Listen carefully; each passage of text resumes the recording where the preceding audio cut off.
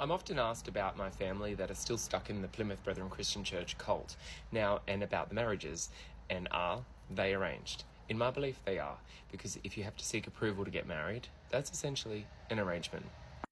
Now, marriages will often happen in churches, halls like this, and I always get asked by you guys, why do they have no windows? Well, I guess the ultimate belief behind that is not letting the outside world in. That's the only way I can think of how to express that. But yes, they're not like your normal church. They're kind of like those mega churches that you see in America, where, yeah, you've got it. They're essentially just mainly about money, not about the faith. My parents had an arranged marriage. This is them on their wedding day. Essentially, my dad was 19 years old when the leader at the time, John Hales, who is the current leader's father, he essentially took him into the bedroom and said, this is my dad's telling the story, why aren't you married? And my dad was like, well, I've got, 5 girls here that I'm interested in. He's like, okay, let me look at the list. He went through and he's like, okay, not that one, not that. At least let's try these 2. And my mum was one of them. And, being the stunner babe that she is, unfortunately for her, she got picked. Now, essentially, that is the role, or the role that the leaders at the time play. Today we have Bruce Hale, and essentially he plays the same role that his father did, where, he approves marriages.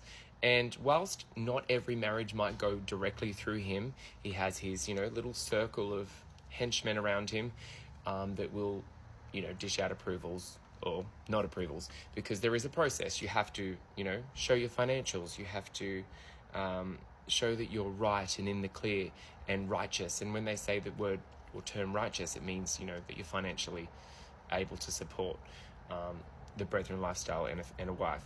And also then they'll have to approve that you're okay to marry them. And I know that there was one guy in Sydney that used to keep a chart on all the, the gene pool, essentially, because if you think about it, they don't recruit. So every, decade, the gene pool, gets smaller and smaller.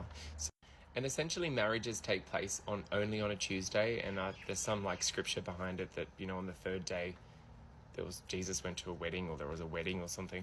I don't know my scriptures that well. As you can probably tell, I wasn't the most learned student.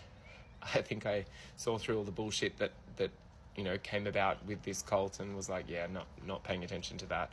But essentially, marriages are only on Tuesdays. They're approved. I think now they even have them in the homes. There's no, if you live in a different area where the meeting hall is, you're not allowed to go to your cousin's wedding. It's all very closely monitored and controlled.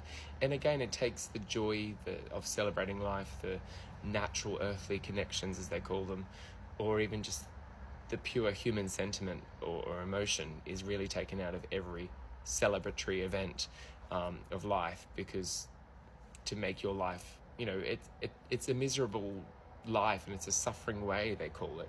And essentially, if you're living like that, then it means you're on the right path to, living eternally with Jesus, or whatever the man of God in heaven, be that John Hales or his son, Bruce Hales. So yeah, that's pretty much it. I believe every marriage is arranged or approved by this man or his families or his inner circle. Yeah, feel free to ask any more questions.